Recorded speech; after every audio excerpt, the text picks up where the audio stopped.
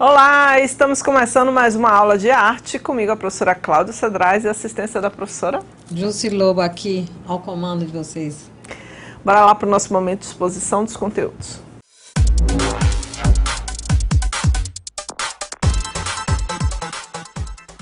Bora apresentar a equipe, articulador da equipe de artes, Cláudia Pessoa, professores Cláudia Cedrais, Elci Paim, Jussi Lobo, Paula Brito, Estael Machado.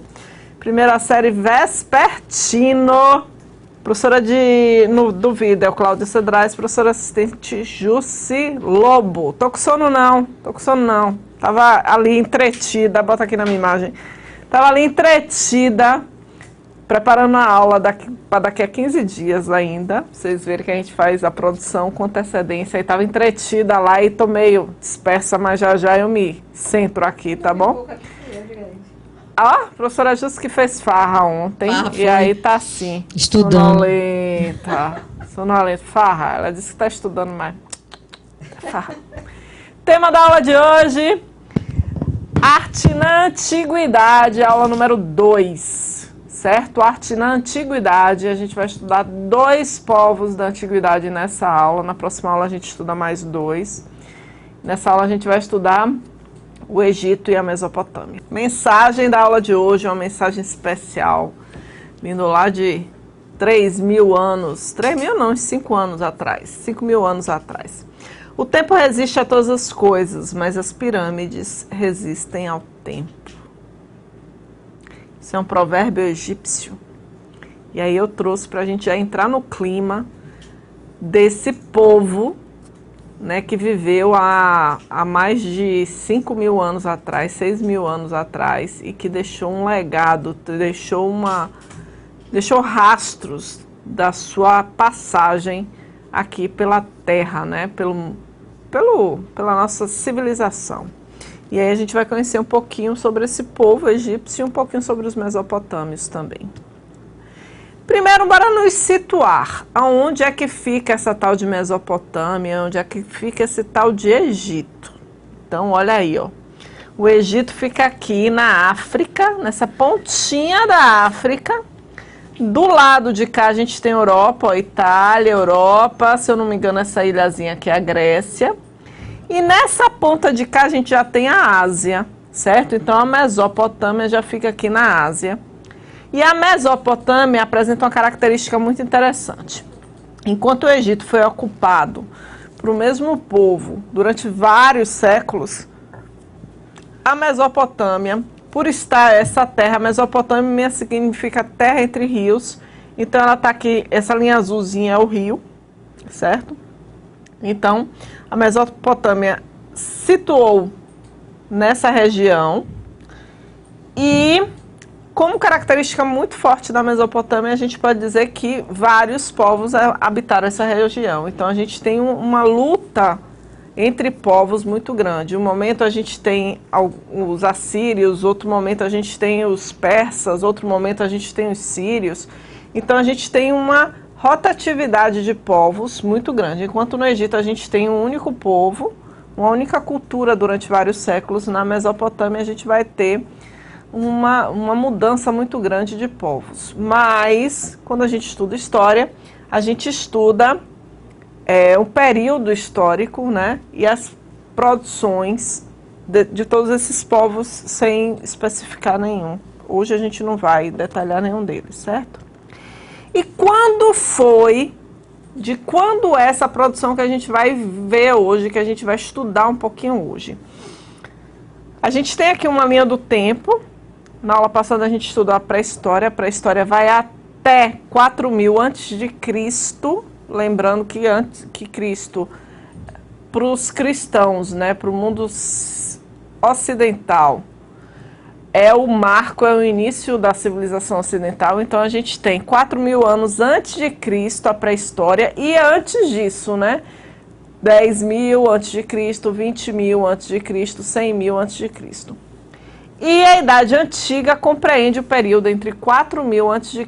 até 476 depois de Cristo. Então a gente tem um período aí de 4.500 anos, vários povos, várias civilizações. Bota aqui na minha imagem. A gente vai ver que não só na África, na Ásia. A gente vai ter também civilizações em outras regiões do mundo, certo? Então a gente encontra vestígios lá na Ásia, né, na Oceania, aqui nas Américas. O que acontece? Mas, professora, por que a gente estuda Egito, Mesopotâmia, Roma, Grécia? Roma e a Grécia também estão inseridos aí na Idade Antiga. Por que a gente estuda isso, professora? Porque a gente veio o quê? A gente foi ocupado pelos portugueses e os portugueses trouxeram a cultura deles, que vem da Europa, e como berço da civilização europeia a gente tem a Grécia. E a Grécia tinha uma relação muito próxima, tanto com o Egito quanto com a Mesopotâmia, certo? Quem já assistiu aquele filme 300? Que os 300 espartanos vão enfrentar o exército persa de Xerxes. Porque a Pérsia, durante um momento, ela ocupou ali a região da Mesopotâmia e foi um povo que se expandiu muito. Então, em determinado momento, ele tenta ocupar ali a Europa, a região da Grécia, a região da Itália, mas não tem muito sucesso nessa investida. Mas é um povo, a Grécia tem essas relações, né, muito próximas, tanto com o Egito quanto com a Mesopotâmia. E a Grécia é o berço da civilização ocidental, né, da civilização europeia.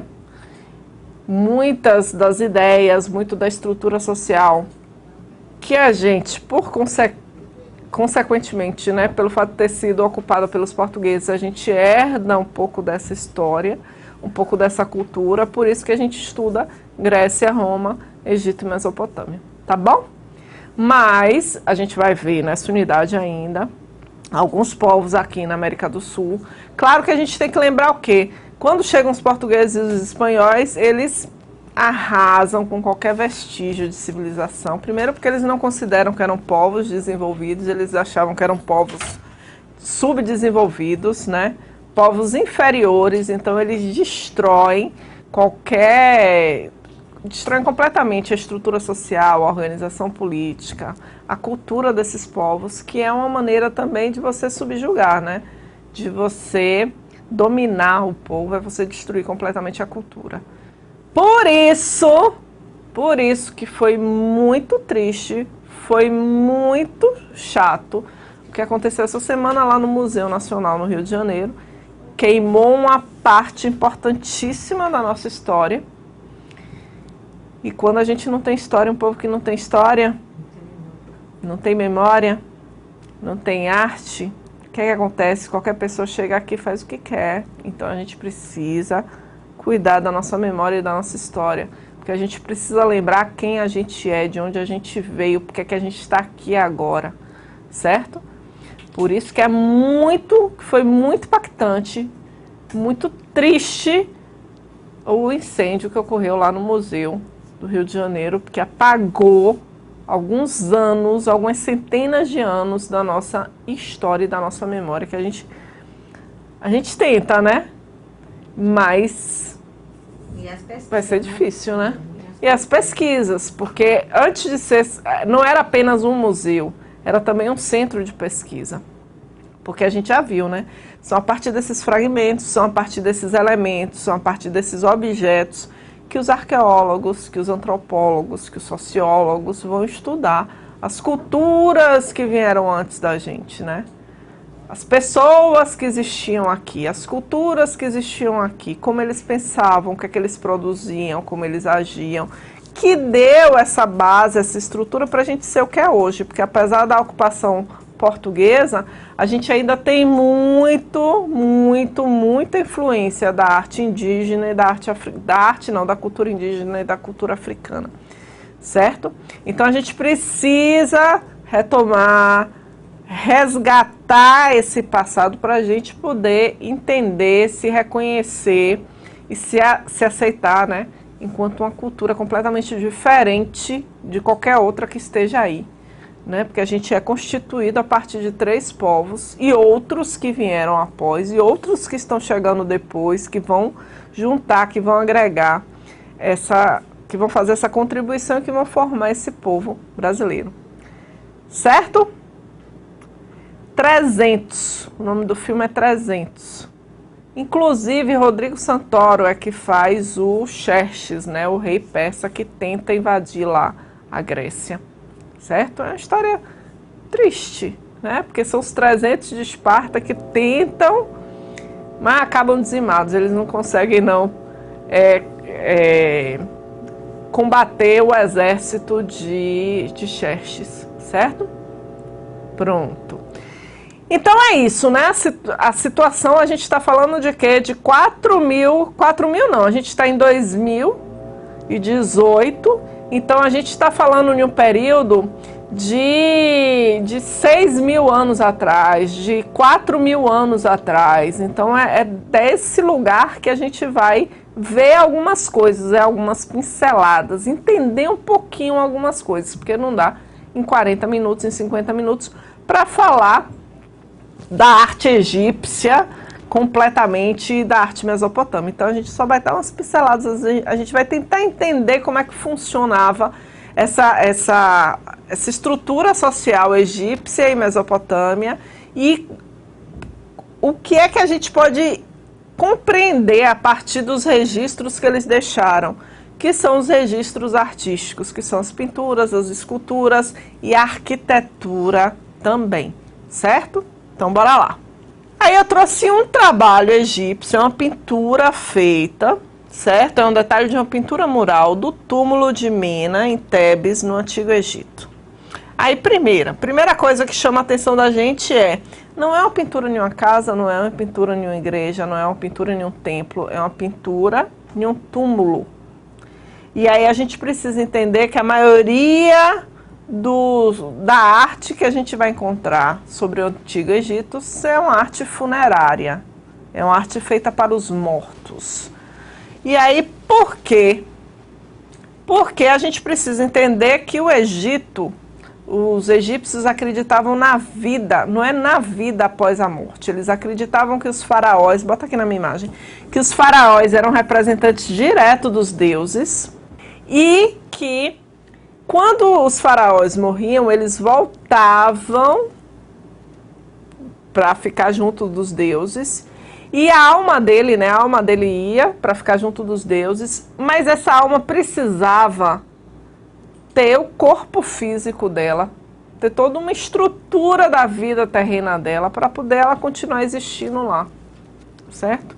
Por isso que eles desenvolveram técnicas de embalsamento, ou seja, de você conservar o corpo por vários anos. Inclusive foram queimadas 5 múmias egípcias que tinham lá no Museu Nacional do Rio de Janeiro. 5! Tinha aqui no Brasil 5 múmias. E foram queimadas, né? Mas estavam conservadas ainda, devido à técnica que eles desenvolveram para conservar esses corpos. Logo no iniciozinho da cultura egípcia, quando o rei morria, todas as pessoas que tratavam diretamente com ele, todas as pessoas que serviam ao rei, eram mortas também e enterradas juntos com ele. Porque acreditava que lá na outra vida ele precisava ter aquelas pessoas lá servindo a ele também. Então, o cara morria, matava todo mundo. Estranho, né? Imagine viver naquela época. Mas depois de um tempo eles perceberam que isso não era muito viável. E aí o que é que eles fizeram? Eles passaram a, em vez de matar as pessoas, construir estátuas dessas pessoas e colocar junto no túmulo. Certo? Então a gente precisa entender essas coisas. Ah, professora, essa história sim, mas é uma história que a gente precisa entender para poder a gente entender o tipo de arte que eles faziam e por que se conservou até hoje. É uma das pouquíssimas civilizações que a gente tem pintura, escultura, arquitetura conservadas até hoje, que a gente pode estudar, que a gente pode entender. Por quê? Por causa dessa preocupação deles de fazer coisas que durassem muito tempo. E o que é que acontece? Inicialmente, só os faraós eram mumificados, eram enterrados nas pirâmides. Com o tempo, depois de anos e anos e anos, aí começaram também as pessoas que eram ligadas diretamente ao faraó, né? Que tinham cargos, altos cargos lá no governo egípcio. O que é que acontecia? Elas também começaram a se preocupar com a imortalidade da alma delas e começaram também a construir mausoléus, a construir, claro que em tamanhos menores, né? Uma pessoa que serve ao faraó, que é ligação direta com Deus, não vai ter o mesmo, não vai construir uma pirâmide para ser enterrado. Mas diminuindo as proporções, começou a ter essa preocupação também com as outras pessoas, as pessoas que estavam mais próximas ali dos faraós. Aí tinham essa preocupação de contar a sua história e de construir mausoléus para conservar seu corpo, porque eles tinham preocupação com a alma deles também, certo? Diante disso, o que é que acontece? Aí a gente pode entender melhor a pintura egípcia e a escultura egípcia, né? Os relevos egípcios. Por quê? Se eles pretendiam contar a história deles naqueles desenhos, e que era importante eles chegarem plenos, completos, né? Para a alma deles ficar bem, o que é que acontece? Eles vão desenvolver uma técnica de desenho, uma técnica de representação das coisas, que é um pouco estranha para a gente hoje, porque eles não representavam o que eles estavam vendo. Eles representavam as coisas da melhor maneira que a gente pudesse reconhecer aquelas coisas. Então, eles não usavam perspectiva, eles não utilizavam escorço. Escorço é quando, ó, vou dar um exemplo bem prático. Se vocês forem me pintar e meu braço estiver assim, não vai aparecer meu braço inteiro, né? Você só vai desenhar essa parte, não dá pra ver mão, não dá pra ver o braço, o antebraço, nada disso. Então isso aqui é um escorço. Então os egípcios, eles não trabalhavam com escorço, certo? Eles representavam sempre todas as partes do corpo, de forma que a gente pudesse reconhecer e que o corpo tivesse completo, certo? Então eles sempre vão representar como as coisas são e não como eles estão vendo as coisas, que é diferente, certo? Outra coisa muito importante da gente ver é que os artistas egípcios, os pintores egípcios, primeiro, não existia essa coisa de que artista era um ser especial iluminado, não. Era um operário como outro qualquer ali, não tinha nenhuma distinção especial, não era uma pessoa especial. Segundo, o pintor egípcio, o artesão egípcio, ele estudava com seu mestre. Quando ele conseguia fazer igual ao mestre, ele parava de aprender. Ele não tentava ser melhor do que o mestre, certo? Ele não tentava fazer uma coisa diferente.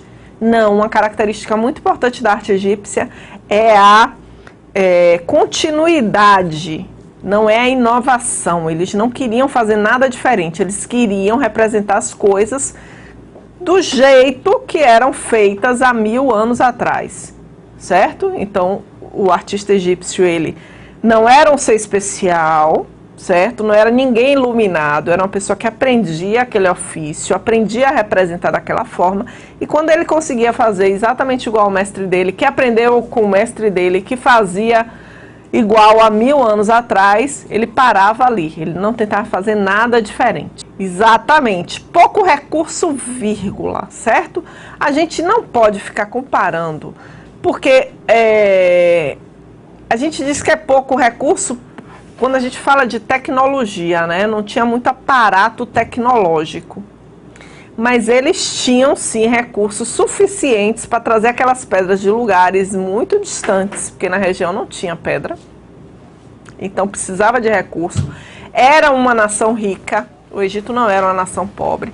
Mesmo porque ele ficava às margens do rio Nilo, que quando enchia, fertilizava toda a terra, então eles tinham a terra sempre fértil e era cíclico, né? As cheias e as vazantes do Nilo eram previsíveis, então é uma cultura relativamente estável e rica.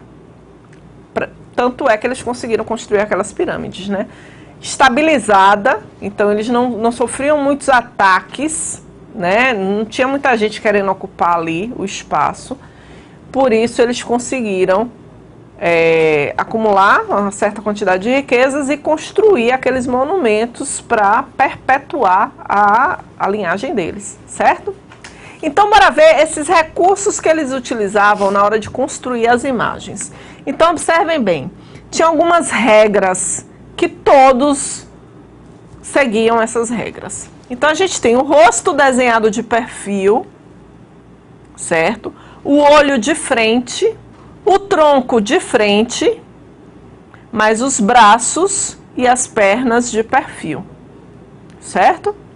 Outra característica interessante na pintura egípcia é esse homem aqui, ele não era pequeno, ele não era um anão, ele era inferior a esse aqui. Então, quem era mais importante era representado maior, com mais detalhes, e quem era escravo, quem era subalterno, quem servia, era representado menor. Então, existia uma hierarquia na representação.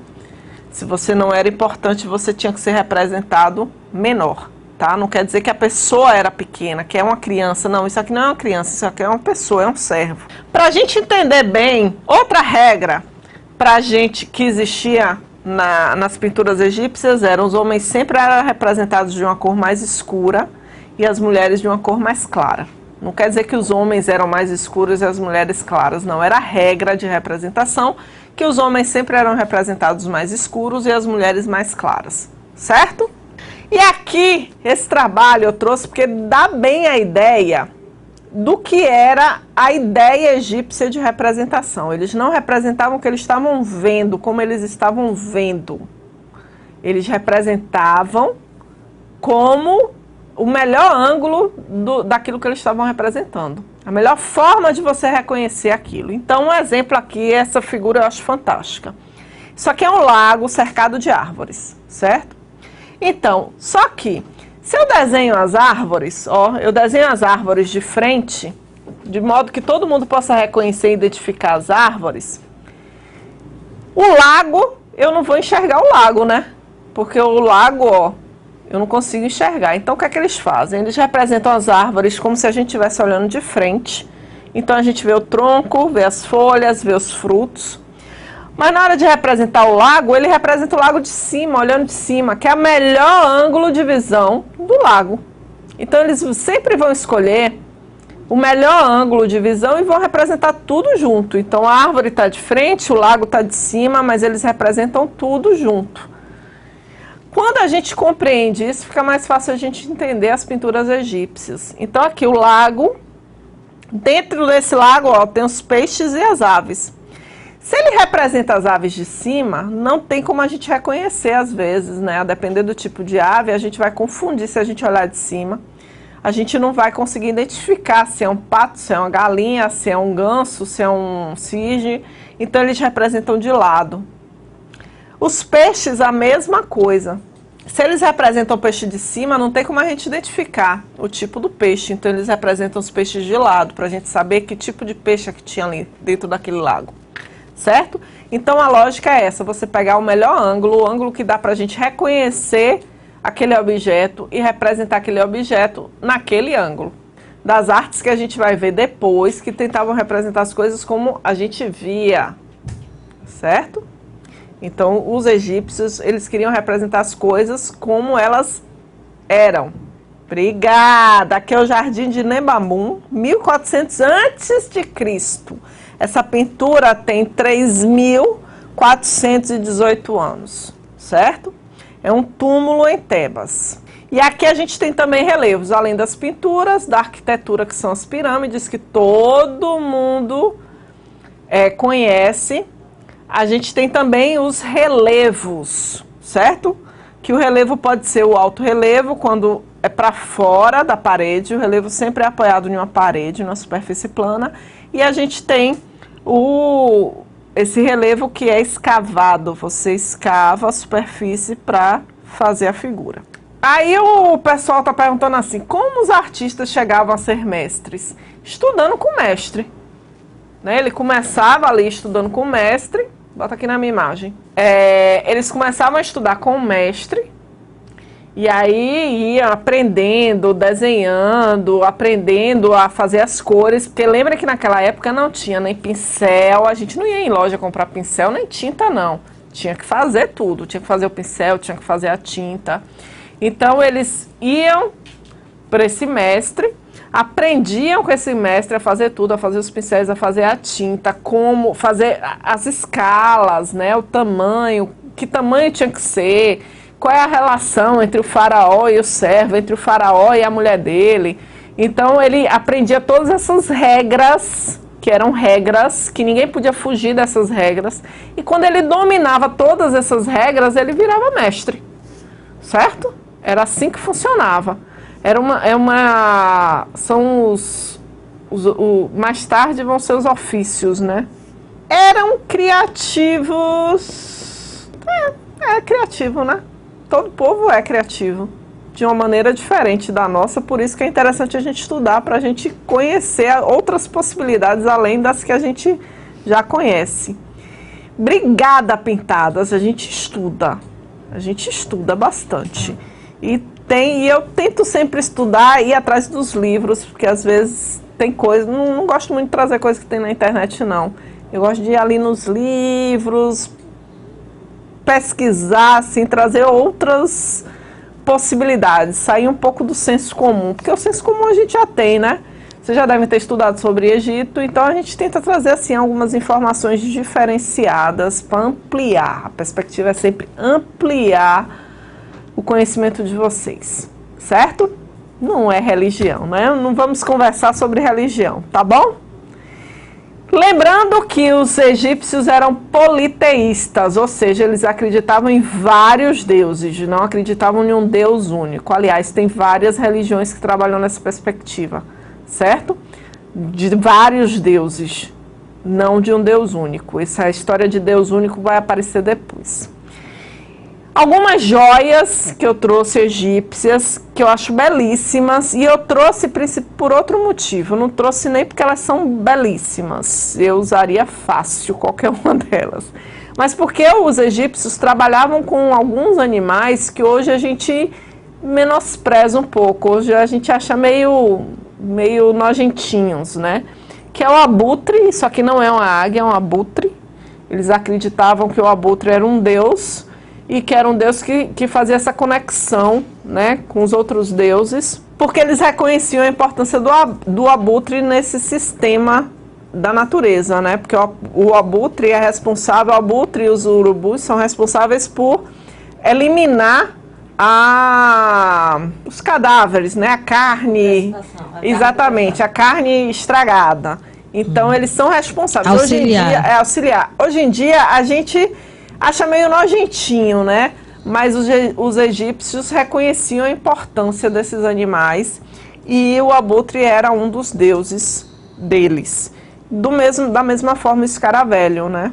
Então eles se relacionavam com alguns animais que hoje a gente acha meio nojentinho, a gente é meio fresquinho, mas eles tinham uma relação diferente com esses animais, certo? E aí a gente vai falar da Mesopotâmia. Mesopotâmia, vários povos, né? A gente não vai especificar os povos que a gente tem os assírios, a gente tem os persas, a gente tem vários povos que em determinados momentos da história lá daquela região, a região que é conhecida como Mesopotâmia, que significa entre rios, mas vários povos, não é o povo mesopotâmio, não é o povo mesopotâmio, é a região da Mesopotâmia, certo? Com vários povos. Esses povos, ao contrário dos egípcios, eles não acreditavam, né, na vida eterna. E eles tinham outro problema que era em relação ao material. Eles não tinham acesso à pedra, por isso que é muito mais difícil a gente encontrar arte Mesopotâmia. Porque eles trabalhavam basicamente com argila, certo? E o barro é um material muito mais frágil do que a pedra. Só que os mesopotâmios, eles trouxeram algumas contribuições muito importantes. E uma contribuição, inclusive, que a gente usa até hoje, que são os azulejos. Foram os mesopotâmios que, diante da fragilidade dos adobes, né, que são aqueles blocos de barro que não são queimados, que eles utilizavam para construir as casas dele, os muros, as fortificações. Lembram que tinha muita guerra? Um povo querendo ocupar o espaço do outro. Então as cidades tinham aqueles muros para proteger, e os muros eram feitos de adobe. Ao contrário do Egito, quando tinha chuva na Mesopotâmia, não era previsível essas chuvas, eram chuvas bastante fortes. O rio enchia sem ter uma linearidade, né? Não tinha um momento certo para subir e para descer, então eles não sabiam direito quando o rio ia subir, quando ia descer. Isso causava uma certa instabilidade. E o material que eles utilizavam era um material mais frágil, então é mais difícil a gente encontrar arte da região da Mesopotâmia, certo? Mas, depois de um tempo lá sofrendo com esses tijolos de barro, que não eram cozidos, que eram mais frágeis, eles descobriram a técnica da vitrificação, que é o que? Você botar uma camadinha de vidro lá, lembra? Quem sabe o que é que a gente pega lá? Bolacha de barro, bota uma camadinha de vidro que protege e que dura bastante tempo o barro. São os nossos azulejos. É graças aos mesopotâmios que a gente tem os azulejos hoje em dia. Foram eles que descobriram essa técnica da vitrificação, de você colocar essa camadinha de vidro, essa proteção no barro, que aí conserva o barro muito mais tempo. Pois é.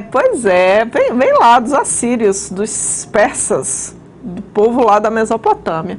Olha esse muro, lindíssimo, né? Isso é um muro de uma fortaleza que eles colocavam, faziam esses leões em alto relevo, e esse muro é todo vitrificado. Então, eles... Olha o trabalho, viu, gente? Você fazer esse trabalho... Sim, outra curiosidade muito interessante sobre os povos lá da Mesopotâmia é que, como eles não tinham essa viagem, né, de achar que morria e o corpo precisava ser preservado, porque a alma ia voltar, essas histórias lá dos egípcios, eles não tinham essa preocupação com os ritos funerários, mas eles tinham a preocupação de deixar registradas vitórias nas guerras. Certo? Então a gente encontra muitos monumentos feitos quando um rei ganhava uma guerra. Então a gente tem aqui o monumento do rei Naram-Sin, certo? 2270 a.C., tem 4.288 anos esse painel, essa estela de pedra, né, feita na pedra, que é um relevo feito na pedra, um relevo que sai assim da pedra, e que mostra aqui, ó, o rei pisando nos inimigos, subjugando os inimigos. Então a gente encontra muito registro desse tipo na arte produzida na Mesopotâmia.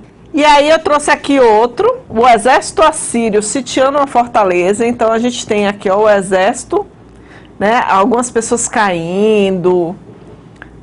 O exército aqui assírio, ó, combatendo o pessoal que estava sitiado na fortaleza.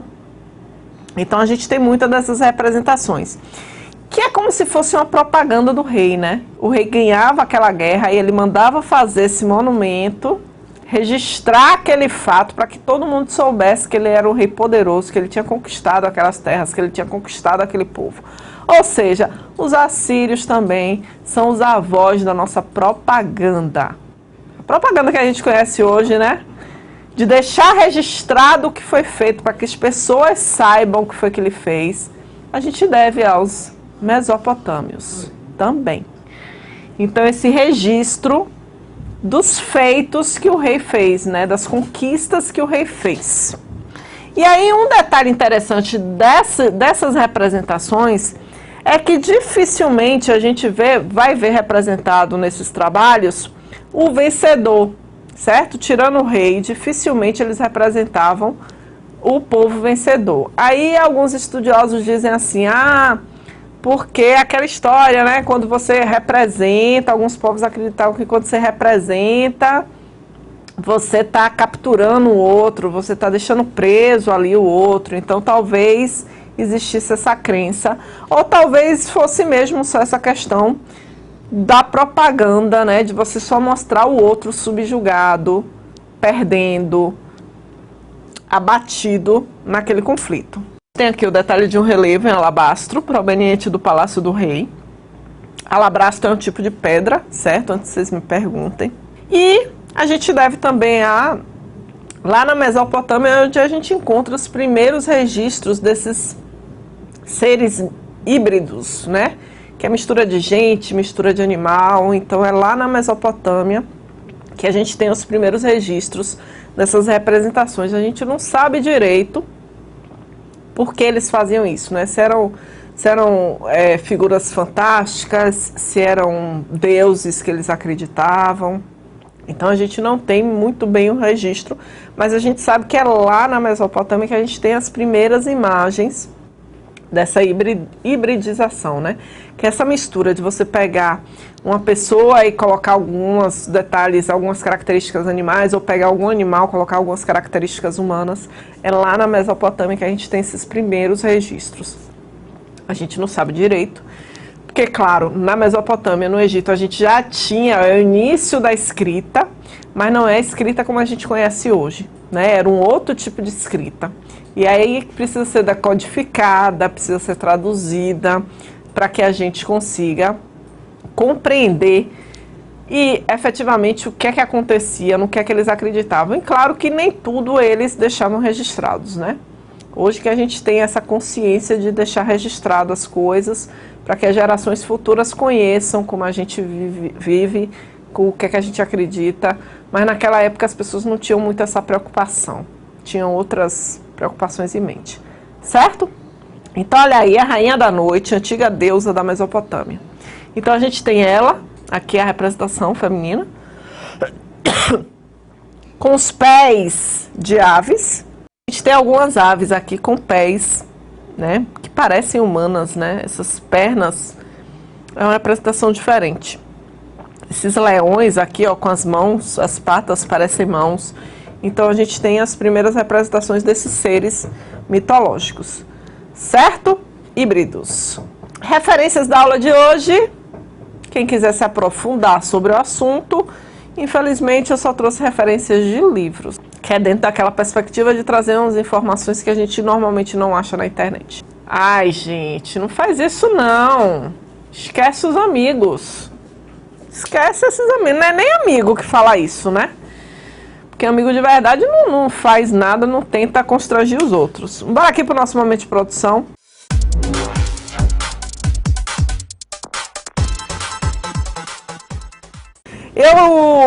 Eu vou conversar, enquanto vocês anotam, eu quero que vocês anotem esse endereço. Aquela pesquisa que eu já falei para vocês, mas que vocês não entram lá no Facebook.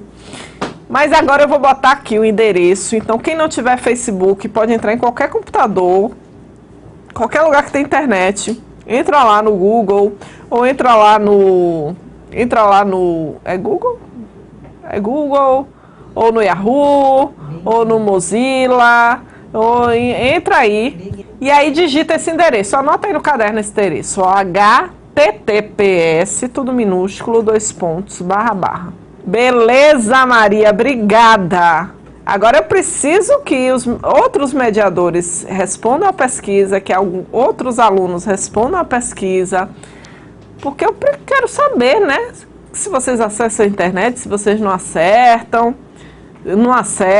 o que é que vocês gostam da aula de arte, o que é que vocês não gostam. Depois das duas barras, você bota GOO.GL, outra barra. E para o aluno de PIN, diga aí, Projúcia, você que está acompanhando. Ele está se queixando do bullying, né, que ele está sofrendo, então ele está agradecendo a sua resposta no conselho que você deu para ele, né? Pois é, e para quem faz bullying, a gente tem que lembrar que beleza é um critério estético construído socialmente. Então, às vezes, eu estou em um grupo social que me acha bonito e às vezes eu vou para outro grupo, para outro lugar que eu não sou bonito lá. Então, a gente precisa entender isso, que beleza é uma construção social. Então, em alguns lugares, você ser magro vai ser bacana, em outros lugares, você ser gordinho é que vai ser o legal. Em alguns lugares você ser negro é interessante, em outros lugares você ser branco. Então a gente precisa entender que isso é uma construção social, certo? E que é muito chato você ficar rotulando os colegas assim. Olha aí, anota direitinho, certo? para me responder, para me ficar sabendo o que é que vocês acham das aulas. Qual é a parte que vocês gostam mais, qual é a que não gostam, certo? Diga, Projus. Eles querem que, Santa Rita, né, que aqui você explique melhor essa pesquisa. Eu explico. Anota aí direitinho o endereço, certo? Que eu explico direitinho. Olha, mais um pedacinho, é tudo junto, tá, gente? É porque não coube, então vai tudo junto. V maiúsculo, 7, L, C, A. E aqui é ele inteiro, todo juntinho. Certo? Dá um print, gente, depois ó, copia com calma. Pronto, o mediador dá um print e depois vocês copiam com calma. Certo? Bora lá! Momento de interação.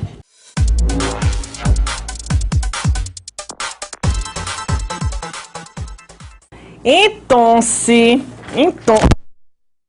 esqueci. Que o microfone tá com probleminha no... Mas esqueci. Então, bora lá. O que é que acontece? Bora fazer o seguinte. Não, vou explicar agora. O que é que acontece? É uma pesquisazinha que a gente quer saber o que é que vocês gostam da aula de artes, qual é a parte que vocês mais gostam, se vocês gostam de fazer produção, se vocês gostam de fazer interação, quais são os assuntos que vocês gostam, o que é que vocês não gostam de ver na aula de artes. Então a pesquisa é só sair clicando assim, ó, os botãozinhos, é rapidinho de fazer, tá bom? Certo? A idade de vocês, quem é mediador, quem é estudante, qual é a série, qual é o turno que estuda, que a gente quer melhorar as aulas sempre. Certo? Agora a gente vai para o nosso momento de síntese com a professora Jussi Lobo.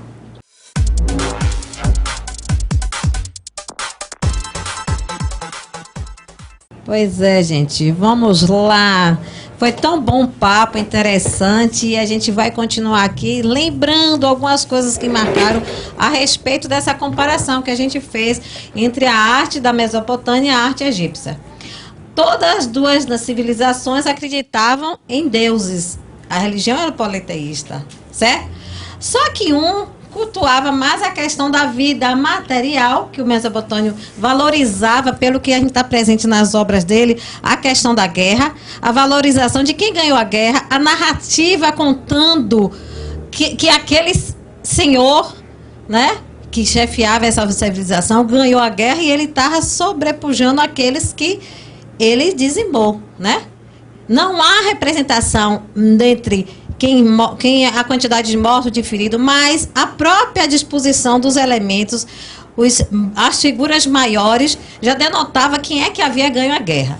Aí a gente vai para o egípcio. Os egípcios, a produção artística dele valorizava a questão da crença na imortalidade. E, como a gente falou aqui, os faraós. Os faraós, eles eram representados proporcionalmente bem maiores.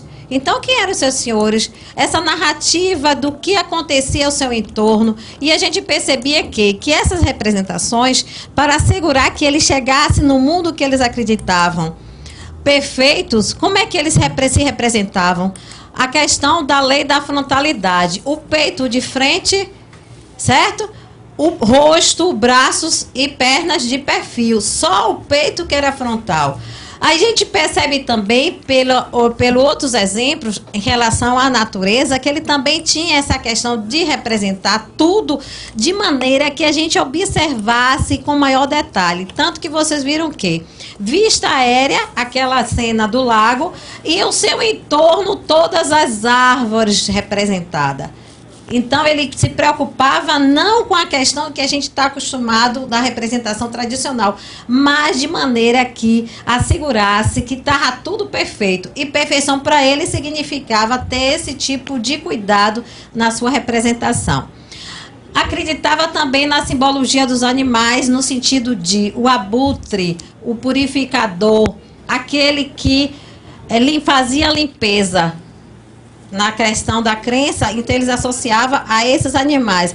Existia também a questão da representação híbrida, como a professora falou muito bem, a questão da deusa, a representação, partes animais e parte da figura humana. Então, isso são coisas que chegam para a gente como legado e que a gente não pode desconsiderar, porque é a história dos nossos que nos antecederam, ok? Ok, perfeito! E é história sim, se prepare que essa terceira unidade a gente vai ter muita história, porque arte é história também, não é só história, tá bom? Beijo grande e a gente se vê semana que vem. Bye, bye.